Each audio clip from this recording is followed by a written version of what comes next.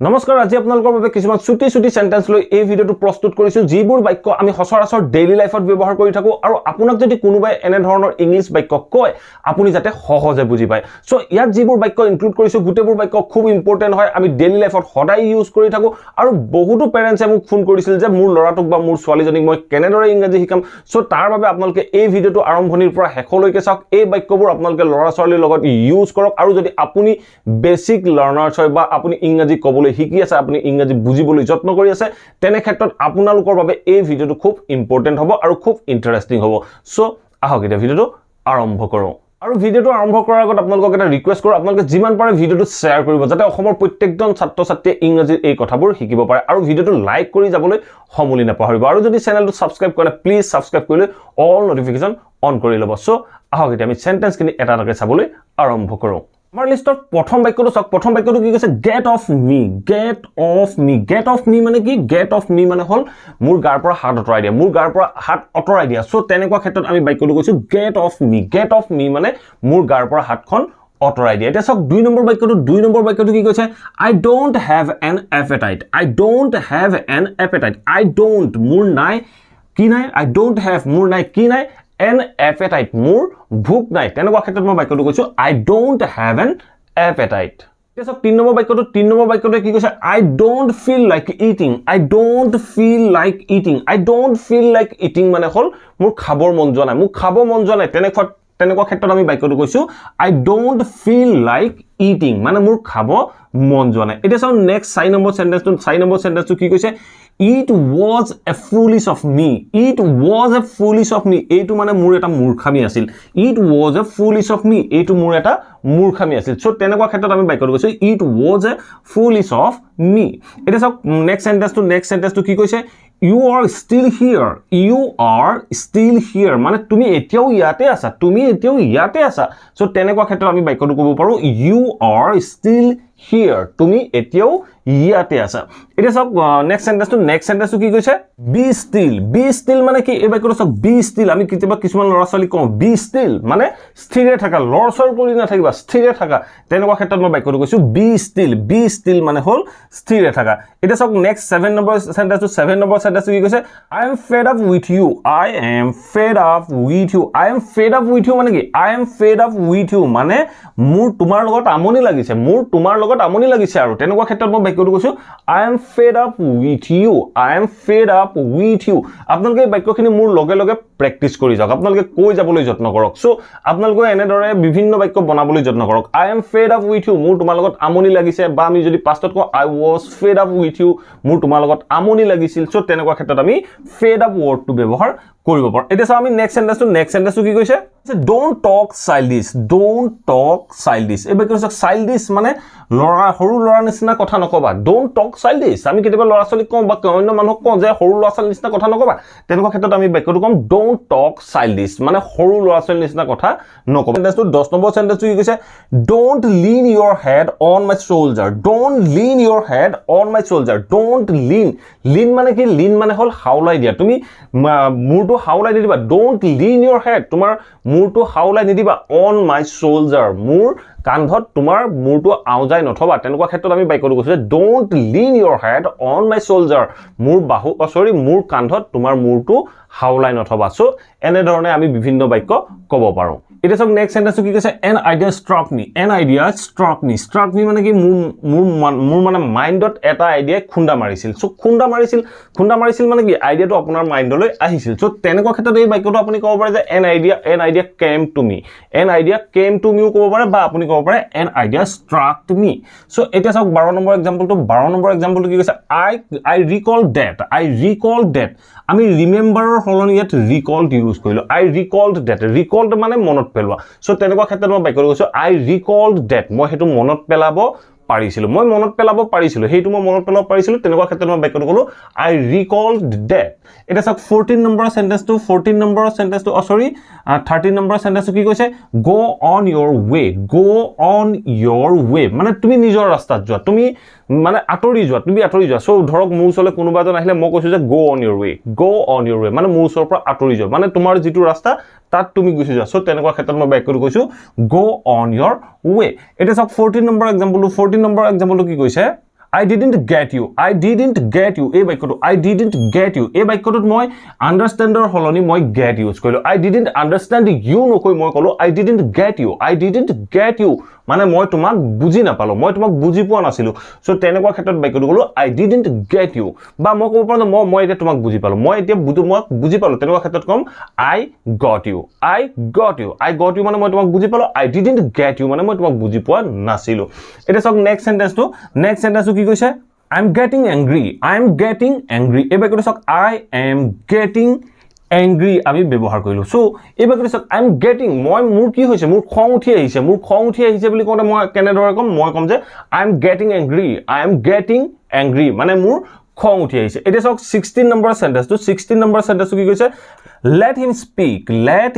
speak মানে তাক কথা ক'ব দিয়া। সো তাক কথা ক'ব দিয়া, প্ৰথমতে তাক কথা ক'ব দিয়া, let him speak first এনে ধৰণৰ ক'ব পাৰো আমি। বা মই যদি কওঁ তাক প্ৰথমতে ক'ব দিয়া বা তাক ক'ব দিয়া বুলি কওঁ, তেনে ক্ষেত্ৰত মই কম let him speak। এটা সক 17 নম্বৰ এক্সাম্পলটো কি কৈছে see what happened by and by। এই বাক্যটোত মই by and by ইউজ কৰিলো। সো বাক্যটো সক see what happened by and by মানে কি হয় চাই থাকা, আগলে আৰু কি হয় চাই থাকা। সো তেনেকুৱা ক্ষেত্ৰত মই বাক্যটো কৈছো see what happened by and by মানে আগে কি হয় তুমি চাই গৈ থাকা। সো তেনেকুৱা ক্ষেত্ৰত ধৰক আপুনি কোনোবা এজনক ধমকি দিছে, কোনোবা এজনক কৈছে যে আগলৈ কি হৈ থাকে তুমি চাই থাকা, আগলৈ বা আগে কি হৈ গৈ থাকে তুমি চাই থাকা। সো তেনেকুৱা ক্ষেত্ৰত মই বাক্যটো কৈছো see what happened by and by। see what happened by and by। So next সেন্টেন্সটো কি কৈছে what else মানে আৰু কি বুলি কওঁতে আমি বাক্যটো কৈছো what else আৰু কি আমি কেতিয়াবা কওঁ ন আৰু কি। সো তেনেকুৱা ক্ষেত্ৰত আমি বাক্যটো কম what else মানে আৰু কি। তাৰপিছত চাওক নেক্সট 19 নম্বৰ সেন্টেন্সটো কি কৈছে tell it like it is। এইটো যেনেকুৱা হয় তেনেদৰে কোৱা মোক। সো তুমি তাত ৰহন পিহন লগাবলৈ দৰকাৰ নাই, যিটো কথা ডাইৰেক্ট মোক কথাটো কোৱা। সো তেনেকুৱা ক্ষেত্ৰত মই বাক্যটো কৈছো tell it like it is। যিটো হয় হেতু কোৱা, মোক হুবহু কোৱা। তেনেকুৱা ক্ষেত্ৰত মই বাক্যটো কৈছো tell it like it is। তাৰপিছত চাওক read more মানে হ'ল আৰু পঢ়া বুলি ক'বলৈ আমি বাক্যটো ক'লো read more মানে হ'ল আৰু পঢ়া।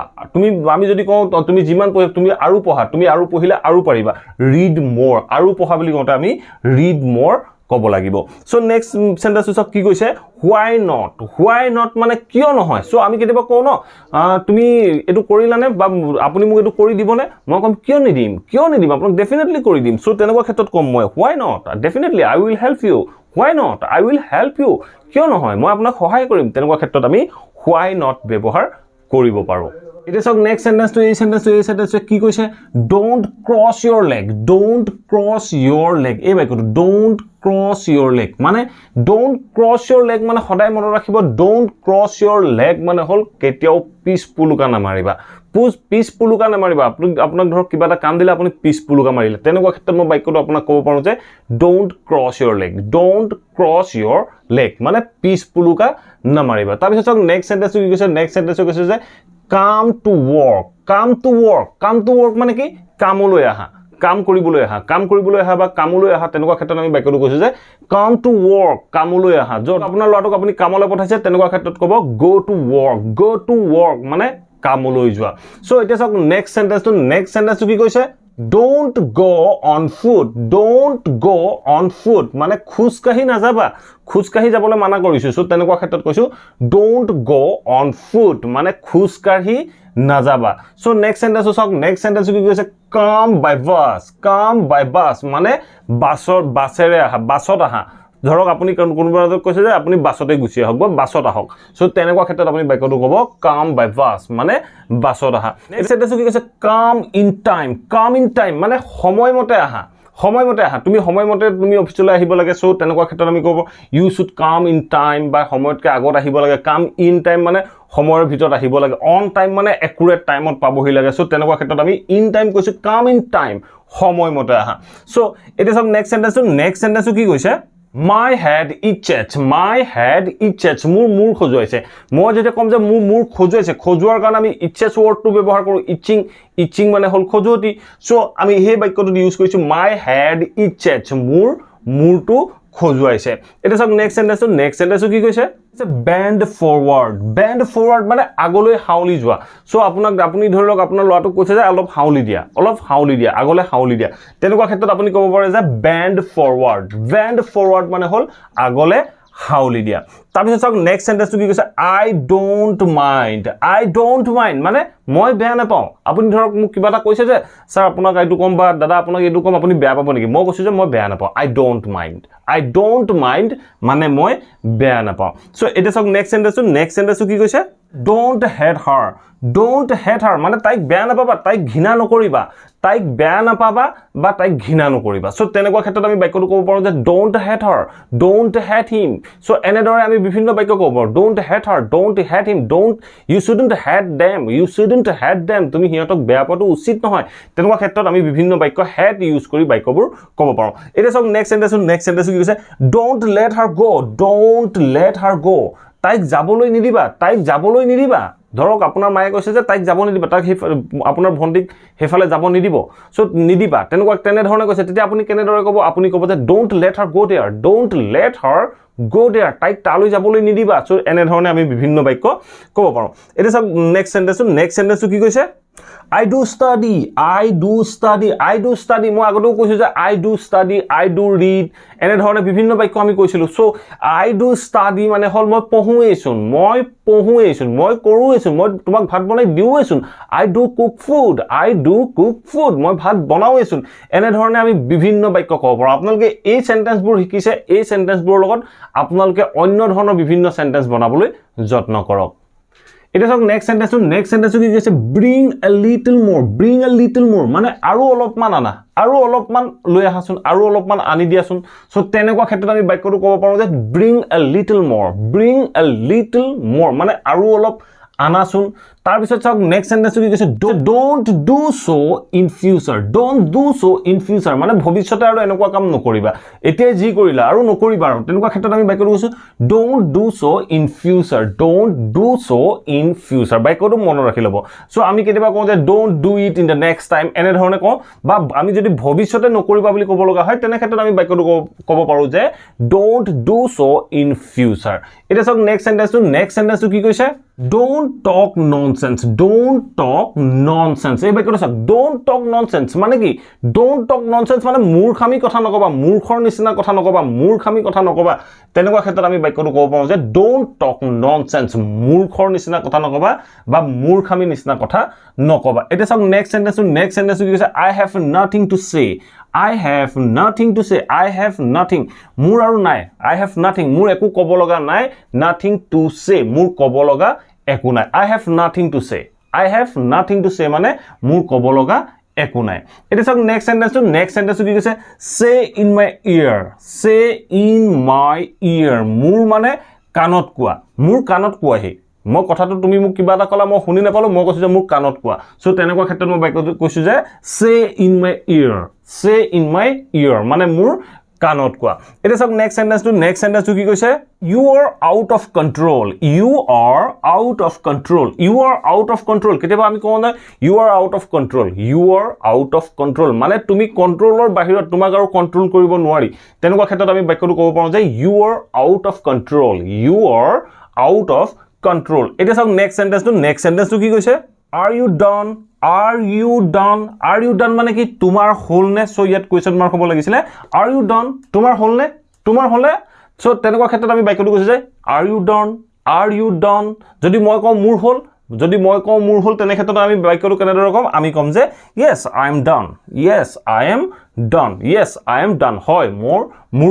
মোৰ হ'ল বুলি কওঁতে আমি ক'ম I am done বা তোমাৰ হ'লনে বুলি কওঁতে আমি ক'ম are you done তোমাৰ হ'লনে সো এনেধৰণে আমি এই বাক্য দুটা ব্যৱহাৰ কৰিব পাৰো এতিয়া চাওক নেক্সট সেন্টেন্সটো কি কৈছে I am not kidding মানে হ'ল ধেমালি কৰা সো কিডিং মানে ধেমালি কৰা সো তেনেকুৱা ক্ষেত্ৰত মই বাক্যটো কৈছো যে I am not kidding মই ধেমালি কৰি থকা নাই I am not kidding মই ধেমালি কৰা নাই এনেদৰে আমি বিভিন্ন বাক্য আমাৰ ডেইলি লাইফত কৈ থাকো এনে ধৰণৰ যিমানবোৰ বাক্য আপোনালোকে অসমীয়াত কৈ থাকে সেই বাক্যবোৰ আপোনালোকে ইংৰাজীত ভাবিবলৈ যত্ন কৰক সেই বাক্যবোৰ আপোনালোকে কেনেদৰে ইংৰাজীত ক'ব তাক নিজকে নিজে এবাৰ সুধি চাওক বা নিজকে নিজে এবাৰ প্ৰেক্টিচ কৰাই চাওক আপোনালোকে যিমান প্ৰেক্টিচ কৰিব সিমান শিকিব পাৰিব আশা কৰো এই ভিডিঅ'টোৰ পৰা আপোনালোকে কেইবাটাও নতুন সেন্টেন্স শিকিব পাৰিলে যদি শিকিব পাৰিলে প্লিজ ভিডিঅ'টো লাইক কৰিব আৰু কমেন্ট কৰি মোক জনাবলৈ নাপাহৰিব আপোনালোকে কিমান নতুন সেন্টেন্স এই ভিডিঅ'টোৰ পৰা শিকিব পাৰিলে আৰু যদি চেনেলটো সাবস্ক্ৰাইব কৰে প্লিজ সাবস্ক্ৰাইব কৰি অল নোটিফিকেশন অন কৰি ল'ব মই ইংলিশ লাৰ্নিংৰ ভিডিঅ ৰেগুলাৰ আনি থাকো আপোনালোকে নোটিফিকেশন পাব আৰু ভিডিঅ'বোৰ চাব পাৰিব আৰু ভিডিঅ'টো শ্বেয়াৰ কৰিবলৈ সমূলি নাপাহৰিব thank you for watching this video